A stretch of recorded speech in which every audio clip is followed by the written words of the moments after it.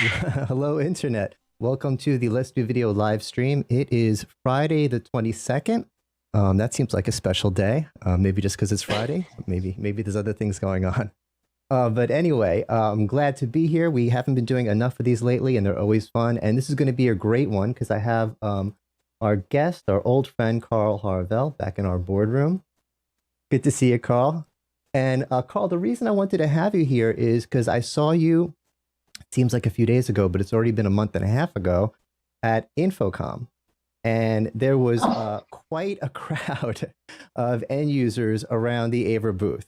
So obviously AVer cameras are pretty hot right now. And I wanted to, well, first I want to go over with you, what out of all your cameras, what are the ones you feel like talking about? What are the hottest ones? What are the ones that the people at Infocom were like, hey, that's the one I need more information about? And also, if you have anything new to share. Yeah, so all of them, everybody loved all of them. Not just kidding. Yeah, no, we've done a great job coming out with some new cameras, particularly for the large and medium conference rooms.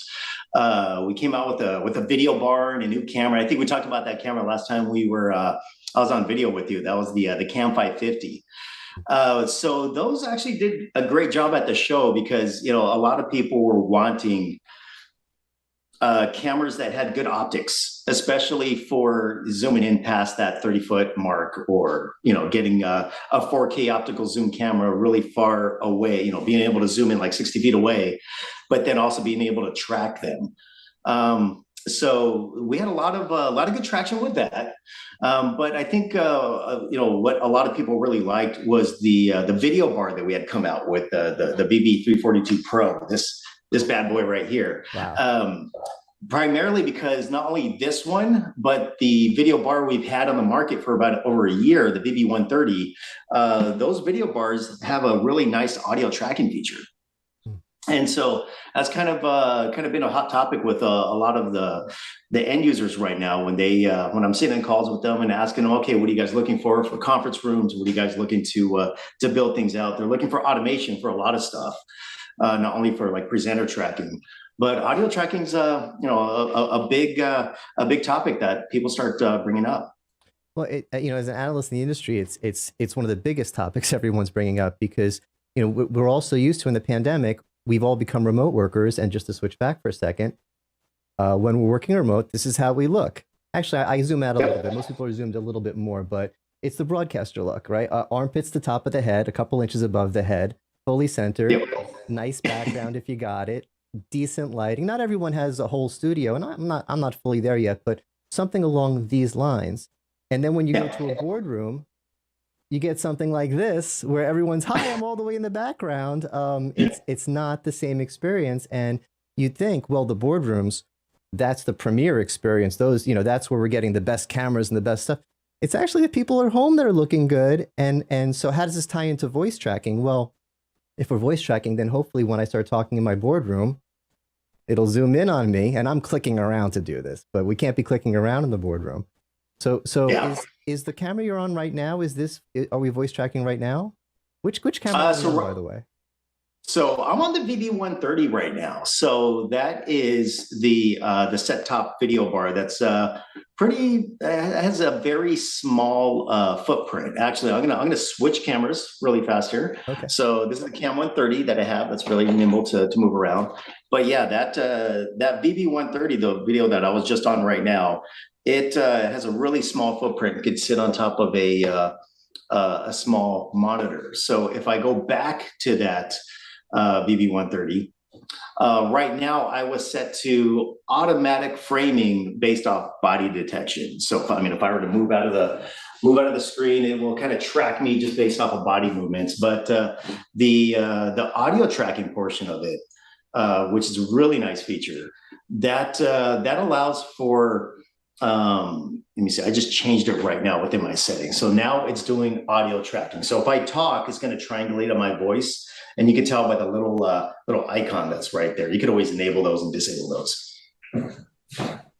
But if I were to come out just a little bit over and kind of talk from here, the 5 microphone array that's built within it will triangulate on my voice. And if I constantly talk and move around and kind of present while I'm doing everything right now, it will track me and follow me with it. So this is a great solution for medium-sized conference rooms, or I should say, sorry, for huddle rooms, focus rooms, anywhere where you want to be able to go to about like 12 feet away. You know, this video bar will do a great job with that. But it's the same technology that we built into here with this video bar. Sorry, I didn't have enough time to plug it in and give you guys examples of it, but this one has 10 microphones built within it, and it has a 3.3 optical zoom lens. So this will zoom in and track and do audio tracking up to about 32 feet away or 35 feet away. That's cool. And, you know, I think some people get the wrong idea about audio tracking.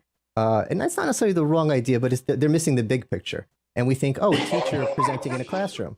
I got the blackboard, I can walk back and forth. And yes, you can use it for that. And I think when we first invented voice tracking 100 years ago, that's what we used it for. The teacher would wear like a little pendant or something that would help the cameras find them. And yes, you can use it for that. But I think the real use now is for the boardroom. We never thought about that in the boardroom because the boardroom, you know, like we showed before, you got your camera view, everyone's on camera, we're good to go, no one touch anything, and this is how we're going to have our meetings. But now with voice tracking in the boardroom, everyone's sitting down, and you know, you showed what it's like when one person's moving around, but if one person talks and another person talks, it's going to switch to that person, and that's the natural. Everyone's talking about meeting equity. What does meeting equity mean? That's what it means. It means having the camera zoom in on you when you're talking. It's a simplified version. Yeah. No, exactly. Well, not only that, but I mean, well, you hit the nail on the head. Audio tracking has been around for a long time. I mean, ever since I've been in the industry, and I started back in 98, 97, actually, 97, 98. There was camera tracking or audio tracking back then. Heck, I remember the old Polycom view stations. They had it embedded within the unit itself for this little view station set-top codecs. So voice tracking has definitely been around for a while. Now it's matured a lot to where now we have beamforming microphones, and we have better acoustics to be able to triangulate on people's voices. But it's so weird right now when you look at the industry and you look at the market. You know, the ones that are installed in large conference rooms, all of them are at like the $12,000 price point for, you know, cameras that have audio tracking capabilities. And so it's kind of interesting that the technology has increased, but not many people have kind of embedded them within cameras themselves. So one thing we're hoping to do at AVer is be able to make use of all that, you know, functionality, but embed those within USB peripherals. And so when it comes to getting not only video bars enabled with audio tracking, but then also be able to tie into those really great high-end acoustical systems like the Shure systems, Sennheisers, and Yamahas. That's one thing we've been able to do with our Bb342 Pro 2 and other video bars, actually, is to be able to tie those into the existing high-end audio systems. So if a group of microphones say, here's a voice coming from this area, recall the preset, and you could actually get it framed up perfectly. So that's kind of been working really well for high-end systems. That's new to me. I knew that you guys could connect with, you know, those sort of systems for extra audio. I can get a Shure mic pod and put it at the far end of the table, and then it's a microphone right near me, you know, and wiring, you know, the ceiling mics, all those cool microphones. I knew they worked with your cameras and worked with your systems, but I didn't know that you could tie them into the voice recognition and use the power of them to figure out who's talking. That's really cool, and it's important because it is voice activated. Like you said, the other demo you showed was body. You know, some of them go by face. They try to come in on faces. There's a lot of different ways to do it, but voice activation makes sense because we want the camera to be on, you know, who's talking at any given time, and that way it works if you're wearing a mask or anything else. You know, we need to focus in on who's talking. It all seems like we got much better at the switching. It's you know, it's a little smoother than it used to be. It waits a few seconds to make sure you're not just sneezing. It doesn't just like flick back and forth with every sound. It's when voice activation or voice following was new, it was kind of a little hard to watch sometimes, but it seems like it's gotten really good. Oh yeah, no, it definitely has gotten very good. And like you said, you know, there are some settings that you got to establish and change. You know, if we're doing a demonstration right now, you know, me working with not only end users, channel partners, doing webinars, saying, here guys, look at our voice tracking. I walk over there, I talk, I be quiet, walk over here and I talk. I want that switch to happen really fast. But like you said, if somebody's in the room and they're having a heated conversation going back and forth saying who's right or who's wrong, you don't want that video going Oh back and yeah. forth and getting the far end to to get dizzy and get some motion sickness there. So there are settings you could always change to be able to set the delay on when it will switch to somebody while they're talking. And then if there's no voice, no talking happening altogether, go back out to the full view of the room. So you'll be able to, have it elegantly video switch without causing too much, like I said, motion sickness in the far end. Yeah, we want it to feel like when, like naturally, as close to possible as if I was in the room. When I'm in a room, if people are arguing back and forth, I kind of do this. I don't do this. You get them both in the view, or whatever it takes. I want to talk for a minute about the fact that it's a video bar. I love video bars. When video bars first hit our market several years ago, pre-pandemic, I was like, this is the form factor. This is what we need in our meeting rooms. It's got the audio, it's got the video. Yours has a light on it. Is it just me, or are your customers saying, oh, we love your cameras, but let's talk more about this video bar? What's the reaction from the market then? It's interesting. It's dependent upon region, and it's dependent upon what they're looking to do as far as outfitting. It seems as if right now a big hot topic has been large conference rooms, and so they've been kind of focusing on our Cam 520 Pro, our Cam 550 that came out with the 4K optical zoom lens.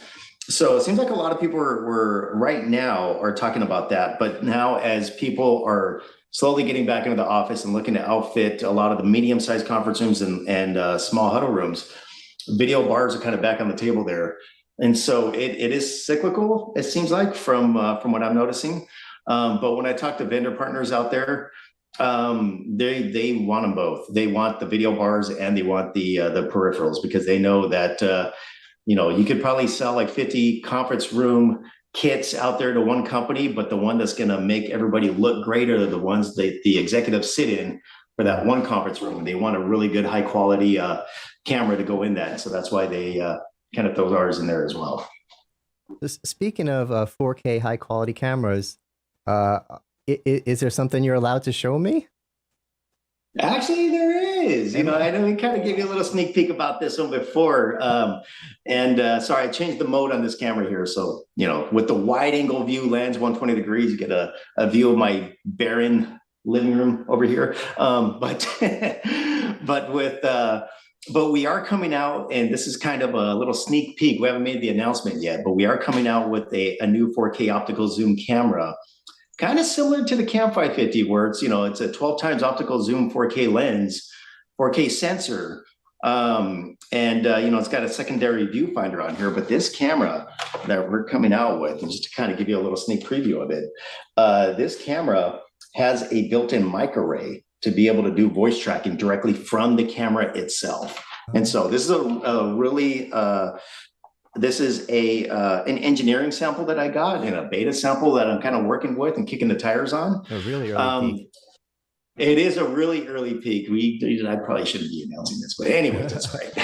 I like you guys. I like your audience. So, but yeah, no, one of the big things that we are doing is, we are embedding that audio technology for audio tracking and putting it into the front of room camera system. So you could actually have a really great camera for less than that $2,000 price point. And so it will not only triangulate on voices at a really reasonably far distance, but it's all embedded within the camera itself. And so you're able to get not only auto tracking capabilities, have that secondary lens for viewfinding to be able to tell people coming to the room, but if you wanted to enable voice tracking within it, and let me kind of switch to the camera myself. So right now, as I talk, the camera's kind of zooming in on me. If I move over here and start talking right now, the camera's kind of do the same thing. So it's a really great camera. If I keep moving back and keep kind of talking, it pretty much frames you up and gets you going there. So again, it's a really great camera, 4K optical zoom. It's a 4K 12 times optical zoom camera that honestly, the optics on this one and the sensor on this one really great quality because this is when we started using Qualcomm chipsets on it. Oh, okay. Wow, Yeah, it's always amazing when a very brave to do a demo on a beta right there. I can't believe you just did that, and I it know. worked. So wow. So your engineers are probably saying, "I can't believe he just did that," and so like, but yeah, it Well, my engineers are in Taiwan right now, so yeah, they'll probably ping me later on tonight. Like, what are you doing? um yeah, but I mean that's what we're looking for. We need in the big rooms, in the bigger rooms, we need the high quality, and so and I'm assuming the little that little audio barn, it's not just for tracking, it's a microphone. I mean, we use that to pick up the voices in the room for the video call. Okay, great. Yeah, so right now, the way I did it, I had the microphones used only for my audio tracking on the Cam 570. I'm using the mic array of the Cam, of the VB130 right now for this call. So for this call, and me walking back over there, that was about like 12 feet away when I was kind of doing the demonstration for the 570. But yeah, no, the VB130, that has a really strong pickup range to be able to pick up voices for about 15 feet away. So it has no problem with that, especially considering I have the automatic gain control kind of established on there to raise up the mic gain. That's good. 'Cause, I mean, we could always do extender mics. We could always do pods at the end of the table, but 15 feet, that'll cover most medium-sized, small rooms. And it's nice not to have to. You know, it's not exactly. Nice to not have to use an extender if you don't need to. Exactly. Yeah. The great thing about this call, so far I've done this whole call without touching any camera controls at all. Either I've been changing modes, I've even been doing audio tracking, or I've been doing automatic framing. So yeah, I have not seen you pick up a remote control yet. And, you know, I like to stay positive. You know, whenever anyone's demoing gear to me, I'm like, oh, I like this feature. This is what I like about it. Whenever I see someone pick up a remote control, I'm like, what's that in your hand? And do you expect customers to actually use that thing? Because customers do not want to remote control the camera in their meeting room. They want it to just magically frame. And the compromise we've been doing is, okay, fine. If you don't want to use a remote control to zoom in on yourself, guess what? You're going to just be stuck with this view. And that's what we've been doing for the last 15, 20 years in video conferencing. And we're like, no, we don't want this view, you know, but we don't want to use a remote control. Well, you know, that's it. That's the only option. So now we have we have our cake and eat it too, right? We have everything we always wanted. Exactly. Yeah, the great thing about that is one thing I'm noticing with the culture of companies nowadays and just people in general is that they are, you know, that view that you sent with the boardroom and your little tiny dot in there. A lot of people would go for that view because they didn't want to be on video, and or they would join meetings with video off. But now, ever since the pandemic and everybody's trying to do video conferencing, I'm noticing they are jumping onto video a lot more and are not as shy. So that's a good thing.